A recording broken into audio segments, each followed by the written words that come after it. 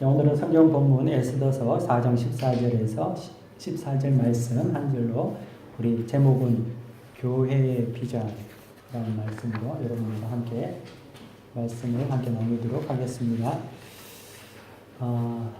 자그레브 한인교회가 처음 시작된 지 지금까지 제가 횟수를 세어보니까 7년이라는 세월이 지났습니다. 7년이라는 오랜 세월이 이제 흘러서 지금 여러분이 계신 이런 모습의 교회가 되었습니다. 이 교회의 현재의 모습은 과거 속에서 태어났습니다. 또한 우리 교회의 미래의 모습 또한 현재의 모습을 가지고 자라날 것이라고 생각합니다. 어느 날 무엇인가가 갑자기 나타나지는 않습니다. 모든 결과는 그 결과를 만드는 과정이 분명히 있다는 것입니다. 어느 교회가 7년이 되었다고 여러분 한번 생각해 보십시오. 그러면 어떤 생각이 들까요? 야곱이 라헬을 아내로 얻기 위해서 7년을 하루같이 살았다고 했습니다. 사실 이 7년이라는 세월은 그렇게 짧은 세월은 아닙니다. 또 어떻게 보면 많은 일들이 이루어질 수 있는 시간이기도 합니다. 어떤 교회는 7년이 되면 건축하고 헌당하는 교회가 있고요. 또 어떤 교회는 7년이 되어서 교인이 1000명, 2000명을 넘는 교회도 있다는 것을 저는 듣고 봅니다. 그런 면에서 본다면은 저희 자그레브 한인교회가 7년이라는 세월 속에서 우리 교회는 그런 대단함은 없는 것 같습니다. 지금 우리가 있는 이 모습이 7년 된 저희 교회의 모습이라는 거죠. 하지만 이 교회를 목회하는 목사로서 저는 전혀 그 부분에 대해서 개의치는 않습니다. 이 교회의 지금 현재의 모습이 미래의 완성체가 아니기 때문이죠. 현재는 우리 모습 속에 있지만 이 모습은 성장하는 과정 속에 있는 교회라고 생각합니다.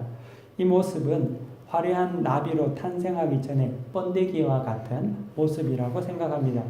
지금이 하나님의 때인 것은 맞지만 또 동시에 하나님의 때를 기다리는 그러한 시간입니다. 얼마 전에 제가 나비에 관한 EBS에서 제작한 다큐멘터리를 본 적이 있습니다. 저는 그 다큐멘터리를 보면서 굉장히 많은 것들 인상을 받았는데요. 그 나비는 알부터 시작해서 나비로 이제 나중에 번데기에서 나비가 될 때까지 굉장히 다른 어떤 단계를 거쳐가는 것을 봤습니다. 알은 각 나비의 종류마다 각기 다른 종류의 알의 모양을 가지고 있다는 것도 제가 그때 그것을 보면서 알았는데요. 우리가 먹는 계란, 달걀은 기껏 해봤자 물론 종류가 많습니다만은 되게 하얀색 또는 노란색, 크고 작고 이런 차이가 있지 않습니까? 근데 나비의 알을 보니까요. 나비의 알은 그 나비의 종류에 따라서 그 알의 모양도 아주 모든 모습들이 달랐습니다. 저는 그 모습을 보면서 이게 우리 자신의 모습이기도 하고 또한 교회의 모습이기도 하겠다라는 생각을 했습니다. 자신의 모습이라고 하는 것은 다른 어떤 각기 다른 종류의 알의 모습과 같이 또 번데기와 같이 우리 또한 각기 다른 모습과 모양과 성격을 가지고 있지 않습니까? 근데 이런 각기 다른 각자의 한 사람 한 사람이 이후에 영원한 생명을 가진 자들이 된다. 난 그런 어떤 모습에 봤을 때 그런 어떤 나비와 비유를 할 수 있을 거예요. 또 이 교회의 모습 속에서는 이 작은 교회가 이후에 어떤 화려하고 아름다운 어떤 교회로 자랄 것인지에 대한 기대를 가질 수 있기 때문에 또 교회에서 나비의 모습 속에서 교회의 어떤 미래 또한 한번 생각해 볼 수 있었습니다. 그렇다고 여러분들이 제가 이 교회의 모습에 대해서 미래의 화려하고 아름다운 이런 이야기를 해서 오해하지 말 것은 화려하고 아름답다는 것이 단지 큰 교회, 대형 교회를 되는 것만을 의미하지 않습니다. 시스템이 아주 잘 되어 있는 교회를 말하는 것은 아닙니다. 아름다운 교회라는 것은 하나님께서 기뻐하시는 교회, 그런 의미에서 교회의 가치를 말하는 것입니다. 아무리 아름다운 것에도 티는 있죠. 그래서 뷰티풀이라고 하지 않습니까? 아름다운데 티가 있다. 뷰티풀. 그런데 교회는 언제나 완전하지 못하죠. 사람도 완전하지 못하지 않습니까? 하지만 그 성장한 그 모습 속에서 부족하지만 하나님의 가치를 온전히 지켜나간다는 것, 이것이 굉장히 우리에게는 필요하고 중요한 것입니다. 저는 저희 교회가 이런 우리가 집안 공사를 하고 있다고 생각합니다. 더 깊고 튼튼하고 단단한 어떠한 시련의 태풍과 지진에도 무너지지 않는 내진 설계를 또 그런 기초를 다지고 있는 과정이라고 생각합니다. 날림 공사가 아니라 튼튼한 구조물을 만들기 위해서 영적인 공사를 하고 있습니다. 그래서 그런 어떤 기초 공사에 모든 에너지를 투자하다 보니까 7년이라는 시간도 하루와 같이 다 지나가 버리고 말았습니다. 사실 눈에 보이는 안목으로 보면은 우리가 모인 숫자가 한 20명 정도 되는 그러한 작은 교회이지만 하지만 그럼에도 불구하고 목회적인 관점에 봤을 때는 저희는 집안 공사에 대단한 수고와 노력을 기울이는 그런 교회라고 저는 생각합니다. 그 기초공사는 지난주에 설교에서도 말씀드렸던 것 같이 뿌리에 관한 공사입니다. 외적으로 무엇인가를 평가하는 그것이 아니라 먼저 또 단지 심리적인 평안이나 위로를 주는 기독교가 아니라 하나님을 믿고 사랑하고 또 새로운 피조물로서의 탈바꿈을 위한 기초공사, 영적인 변화, 거듭남을 위한 기초공사를 하고 있는 거죠. 하지만 이 노력은, 이 모든 수고는, 이 공사는 어느 순간 끝나는 문제는 아닙니다. 우리 모두가 죽는 그 순간까지 해야 되는, 교회가 이 땅에서 사라지는 순간까지 지속되어야 할 것이 분명합니다. 그래서 뷰티풀, 기억해야 된다는 거죠. 성장해도 언제나 우리는 다 이룰 수는 없다는 거죠. 하지만 그 가치를 또 그것을 잊어버려서는 안 된다는 겁니다. 지난주에 제가 두바이를 다녀왔습니다. 두바이라고 하면 여러분 가장 먼저 떠오르는 게 뭡니까? 아무 생각이 없으십니까? 두바이라고 하면은 여러분 가장 지구상에서 높은 빌딩 버즈 칼리파가 있지 않습니까? 이 건물의 높이가 자그마치 828m라고 합니다. 근 1000m가 되는데요. 제가 직접 가서 보고 왔습니다. 사진도 찍었습니다. 죄송합니다. 혼자 갔다 와서 한번 같이 갑시다. 예, 아멘. 아멘으로 화답하시면 정말 가고 아니면은 못 가고 믿음대로 될 거라고 믿습니다. 근데 그 빌딩 바로 밑에 가서 그 건물을 봤는데요. 얼마나 높은지 고개를 180도 이렇게 올려도 거의 잘 못 볼 정도로 높은 건물이었습니다. 그리고 사진을 찍으려고 그 버즈 칼리파를 배경으로 사진을 찍으려고 하면 이렇게 찍어서는 도저히 찍을 수가 없고요. 이 무릎 밑으로 카메라를 갖다 대서 이렇게 찍어야지만이 이 사진을 찍을 정도로, 배경을 찍을 수 있을 정도로 높은 빌딩이었습니다. 저는 그 건물의 거대함과 또 정교함을 보면서 참 놀랐고요. 또 하나 놀란 것은 그 높은 900m, 1000m 가까이 되는 빌딩을 세운 건설 회사가 삼성물산이라는데 또 한 번 놀랐습니다. 그 삼성물산이 그 버즈 칼리파를 세울 때, 건축할 당시에 그 삼성물산에서 파견 나온 그 총 건설 책임자 부사장이 두바이 한인교회의 집사로 있었다고 합니다. 그래서 그 당시 그분이 그 건물을 지을 때 여러 가지 고충 사항들을 교인들에게 이야기도 나누고 또 기도도 부탁했다고 해요. 근데 우리가 이제 그분이 이야기했던 것을 제가 다른 삼자를 통해서 전해 들었는데요. 이런 초고층 빌딩을 지을 때 가장 어려운 작업이 뭐라고 생각하십니까? 이런 높은 빌딩, 1000m 정도 되는 빌딩을 지을 때 우리가 흔히 생각하기를 그런 빌딩을 지을 때 가장 고난이의 어떤 어려움은 어떻게 그 높은 빌딩을 세울 수 있는, 층을 500m 이상 붙으면 700m 붙은 그 건물을 어떻게 쌓아 올리느냐가 가장 어렵다고 생각하는데 사실 그것은 아니었습니다. 버즈 칼리파를 지을 때 가장 어려웠던 게 두 가지가 있었다고 하는데요. 한 가지는 물류 공급과 인부 운용에 관한 그러한 것이었고요. 또 다른 한 것은 기초에 관한 것이었다고 합니다. 그 건물을 세울 당시 하루에 그 빌딩에서 일하는 인부가 18,000명이라고 합니다. 근데 18,000명이 일시에 일을 하는데 30층에서는 유리공사를 하고 70층에서는 무슨 공사를 하고 이런 공사가 다 이루어지는데 이 건물이 물자 공급이 한쪽에서 제대로 공급이 10분이라도 늦으면 모든 건물의 작업 자체가 다 엮여 있기 때문에 중단이 된다는 겁니다.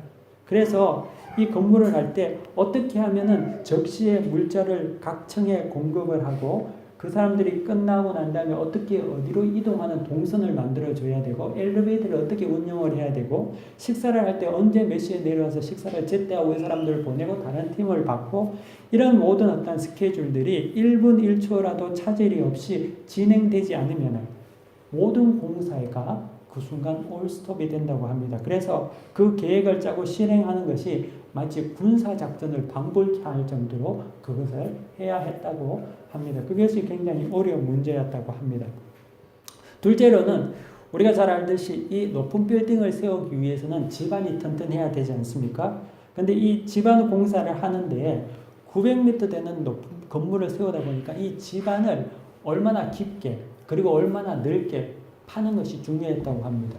근데 이 넓고 깊게 파는 것도 중요하지만 더 문제는 뭐냐 하면은 이 지반을 지탱할 수 있는 밑에 콘크리트, 소위 말하는 시멘트 지반을 만들어야 하는데 이것을 이 지반을 그냥 하나로 통째로 한 덩어리로 짜지 않으면은 지진이라든지 뭐 어떤 균열이 일어났을 때 흔들림이 있을 때 이것이 균열이 일어나서 완전히 다 부서지고 만다는 거예요. 그래서 이 지반을 한 덩어리로 짜야 하는데 이 한 덩어리로 짜기 위해서는 일시에 한 번 모든 시멘트 공사가 한 번에 이루어져야 된다는 것입니다. 그래서 그 당시 아랍에 있는 모든 레미콘들이 총출동을 했다고 해요. 그리고 아침 8시에 시작하면 그로부터 한 3, 4일 정도를 모든 시멘트를 1분 1초도 쉬지 않고 계속 붓고 인부들이 그것을 계속 작업을 해서 한 덩어리의 지반을 짰다고 합니다. 그래서 이 두 작업을 하는데 굉장히 어려움이 있었고 그렇게 해서 만들어진 게 지금 세계에서 가장 초고층의 건물인 버즈 칼리파라는 빌딩이 세워졌다고 합니다. 저는 그 이야기를 들으면서 또 목사니까 또 제가 생각을 해봤죠. 교회에. 우리 교회와도 마찬가지겠다. 이 교회도 7년이라는 세월 동안에 수많은 산전수전을 겪고 지나온 교회입니다. 제가 이곳에 왔을 때 교민 수가 40명이었습니다.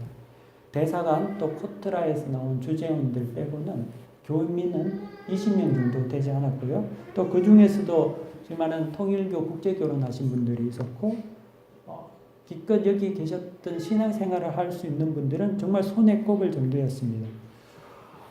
제가 한국에 있을 때 교회 목사님들이 제 교회 개척하러 가는 어떤 전도사님이나 아니면 또 새롭게 교회를 개척하는 분들에게 항상 조언해주는 내용이 있습니다. 그건 뭐냐면 교회를 개척할 때는 절대 혼자 하지 말라는 거죠. 개척 멤버가 있어야 된다는 겁니다. 개척 멤버가 있어야지만 교회를 개척할 수 있지. 개척 멤버가 없는 상태에서는 교회를 개척하기 시작하면 많은 어려움이 있다고 그런 어떤 조언을 해주는 걸 들었죠. 그런데 제가 여기 왔을 때 사실 마땅히 교회를 개척할 수 있는 그러한 멤버들은 없었습니다. 이곳에서 또 교회에 믿음 생활 하시는 분들은 있긴 했지만 한국에서 신앙생활을 다 해보지 못한 분들이었기 때문에 사실 교회가 이곳에 세워진다는 것은 그 당시에는 사실 기적과 같은 일이었죠. 이전에도 다른 분들이 있었지만 교회가 이렇게 세워지지는 못했던 것입니다. 그런데 여러분 그럼에도 불구하고 교회가 세워지고 하나님께서는 일하기 시작하셨고 지금 여러분들이 20명 정도 남짓. 근데 우리에게는 20명이 굉장히 큰 숫자죠. 자그레브 교민사회에 지금 교민이 한 140명이라고 제가 들었는데 거기에 20명이면 거의 한 몇 분의 몇입니까? 적은 숫자는 아니라고 생각합니다. 그런 어떤 사람들이 모여서 지금까지 예배를 드리는 공동체로 생존해 있습니다. 이 생존 기간 동안은 많은 실수도 있었지만 하나님의 많은 은혜도 있었습니다. 그리고 제가 이 교회를 사역을 하면서 하나 배운 게 있습니다. 아마 한국에서 제가 어느 교회 담임으로 갔다면은 전혀 배우지 못했던 것일 수 있는데요. 그것은 뭐냐면 저는 자그레브 한인교회를 하면서 정말 한 명의 교인이 너무나 소중하고 귀하다는 것을 배웠습니다. 한 명의 신자가 얼마나 소중하다는 것을 이 교회를 통해서 알게 되었죠.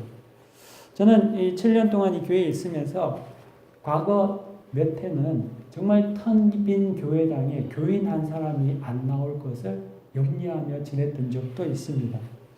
여러분, 그런 어떤 목회자가 교인 한 사람이 교회에 나올까? 아니면 한 명도 없이 예배를 드릴까?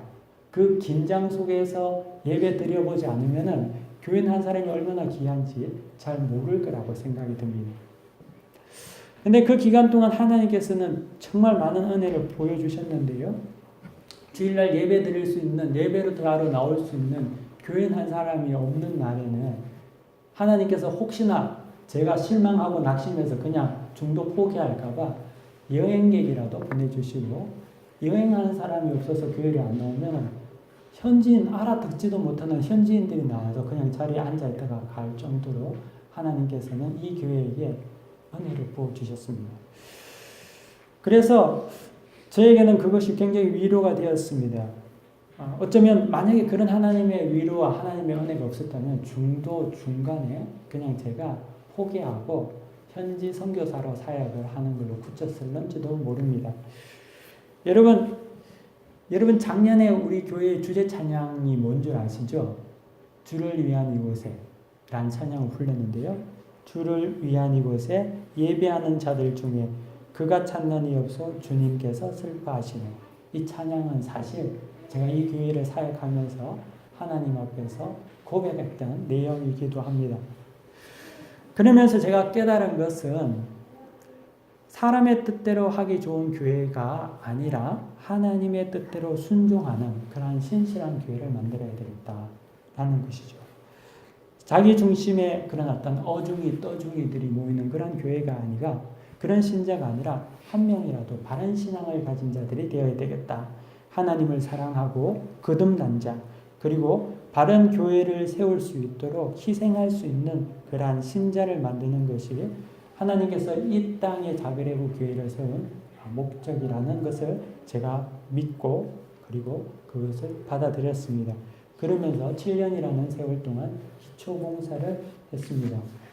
교회가 교회답게 세워지기 위해서는 이런 기초가 이루어져야 되고, 또 이런 기초가 다져진 사람들만이 있을 때 교회는 정말 교회답게 세워지는 것이죠. 이곳에 있는 여러분들은 잠시 있다가 가는 분들도 계실 거고요. 또 언제 이곳을 떠나야 될지 모르는 분도 계실 줄 압니다. 대부분 그렇죠.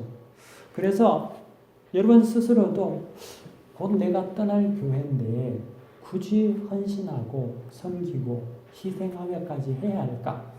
라고 하는 마음을 가질지도 모르겠습니다. 이곳에 있는 동안에는 정말 은혜 가운데 교회가 있으니까 은혜 가운데 잘 있다가 가면 되지 라고 생각하는지 모릅니다.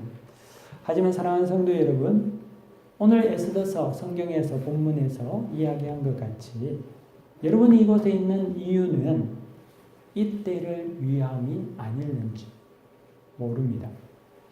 에스더는 사실 자기 뜻대로 왕후가 된 것은 아니었습니다.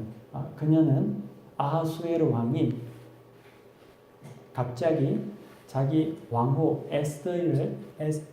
와스디를 왕후에서 쫓겨내는 바람에 어쩔 수 없이 갑작스러운 어떠한 일로 인해서 에스더가 왕후에 오른 것 아닙니까? 그런데 에스더가 왕후에 오르고 나니까 이후에 하만의 모략으로 인해서 모든 이스라엘 민족이 죽게 되는 그러한 어려움을 겪게 됩니다.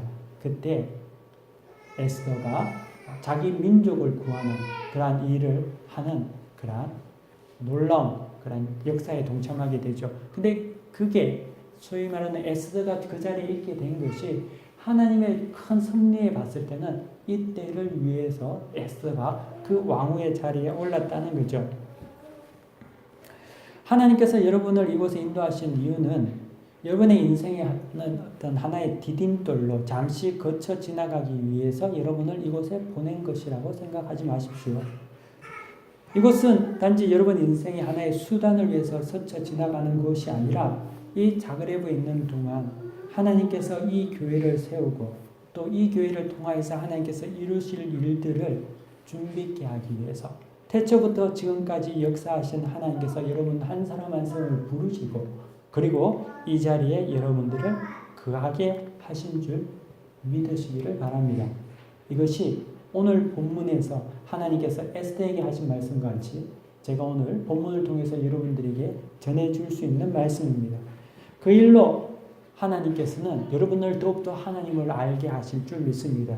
그리고 하나님의 상급을 예비케 하는 하나님의 자녀로 쓰임받게 하기 위해서 여러분들을 이 먼 크로아티아 자그레브 땅까지 부르셨다는 거죠. 저는 이 한인교회를 맡아 섬기면서 이 교회에서 지나간 많은 이들, 어쩌면 또 몇몇 이들에 대한 하나님의 아픔과 슬픔을 많이 봤습니다. 그들은 자기 자신을 위해서 살아갔지 하나님을 위해서는 살지 못했습니다. 그들을 보면서 저도 마음이 아팠는 거지만 사실 하나님의 아픔 또한 보았다는 거죠. 하지만 사랑하는 성도 여러분, 이곳에 계신 여러분 모두는 하나님의 마음을 깨달아 알아서 이곳이 당신에게 주신 가나안 땅임을 여러분들 믿음으로 봐야 합니다. 그리고 그 안에서 이 교회 공동체가 하나님께서 우리에게 주신 계획들을 성취해야 한다는 거죠. 저는 대학 다닐 때부터요, 공부를 신학만 공부한 것 같습니다. 저는 대학을 신학 공부했고요. 대학원에서는 신학 목회학이랑 성경학을 공부했습니다. 그래서 어떻게 보면은 신학밖에 잘 모르는 것 같습니다. 신학만 공부하다 보니까 세상에 대해서는 굉장히 좁습니다. 잘 모르죠. 저와 대비적으로 여러분들은 세상에 아는 지식, 경험은 저보다 굉장히 많을 것 같습니다. 또 많습니다. 저는 세상에 대해서 잘 모르지만 여러분들은 세상에 대해서 저보다 더 많이 알고 또 저는 신학만 계속 공부했기 때문에 여러분들은 세상은 많이 알는지 모르지만 또 하나님에 대해서는 저보다는 좀 더 많이 알지 못하겠죠. 물론 그렇다고 해서 제가 여러분보다 잘한다는 것은 아닙니다. 왜냐하면 하나님은 너무나 크시고 위대하셔서 제가 평생을 하나님을 공부했지만 여전히 하나님을 알기는 너무나 어렵고 쉽지 않고 저는 늘 초라합니다. 아직까지 그분의 풍성함을 맛보지 못할 때도 너무나 많습니다. 그래서 하나님께서는요, 저와 여러분을 붙여주셨다는 거죠. 서로 연합하여 주의 의를 이루라고 여러분을 이곳에 부르셨습니다. 약한 부분을 섬기라고 하나님은 여러분을 부르셨다는 거죠. 저는 여러분을 하나님의 말씀으로 양육하고 여러분은 또 세상의 물질과 재능과 능력으로 하나님의 영광을 나타내고 그렇게 해서 주의 교회를 든든히 세워가는 것. 그리고 하나님께서 우리에게 주신 이 땅에서 이 교회가 감당해야 할 부분을 우리에게 말씀하신다는 거죠. 여러분 이곳에 오셨을 때 교회가 있으셔서 좋다는 이야기 제가 들었습니다. 그렇습니다. 이 교회가 계속 살아 숨쉬며 풍성한 가지를 치면은 이 울타리에서 머무르며 많은 이들이 웃음과 기쁨과 소망과 생명을 얻을 수 있을 것입니다. 이것이 하나님께서 우리를 부르신 이곳에 부르신 목적이라는 거죠. 이유입니다. 하나님의 영광을 위해서 백직장도 둘이 들으면 낫고요. 삼겹줄이 강한 것 같이 하나님께서는 그렇게 해서 우리를 이곳에 모아주셨습니다. 교회는 어떻게 생명력, 그것도 건강한 생명력으로 존재하겠습니까? 그것은 성도들이 하나님의 말씀을 듣고 순종과 희생 안에서만 가능한 것입니다. 하나님의 말씀에 순종하여 여러분의 물질의 희생, 재능의 희생, 시간의 희생, 삶의 희생이 없이는 교회는 세워지지 않고 자라나지 않고 하나님의 나라가 교회를 통해 임하지 못한다는 거죠. 그다음 여러분들에게 오늘 교회에 대한 비전을 함께 공유하기를 원합니다. 근데 이 비전은 저에게 주신 하나님께서 제 마음에 주신 비전입니다. 근데 이 비전은 굉장히 오래전부터 제가 품고 있었던 비전입니다. 근데 워낙 기초공사를 열심히 하다 보니까 이 비전은 감히 꺼낼 수도 없는 비전이었기 때문에 그랬는데 이제는 좀 여러분들과 함께 이 비전을 공유하고 싶습니다. 그리고 이 비전은 저에게 주신 하나님의 비전인가 동시에 교회의 비전인가 교회의 비전이라고도 믿습니다. 즉 다시 말하면 여러분의 비전일 줄도 믿습니다. 그래서 이 비전을 통하여서 우리 안에서 하나님의 일들이 성취되기를 원하고요. 또 여러분의 비전, 하나님께서 주신 비전이 우리 안에서 같이 어우러져서 이 공동체를 통하여서 또 세상에 빛의 역할들이 이루어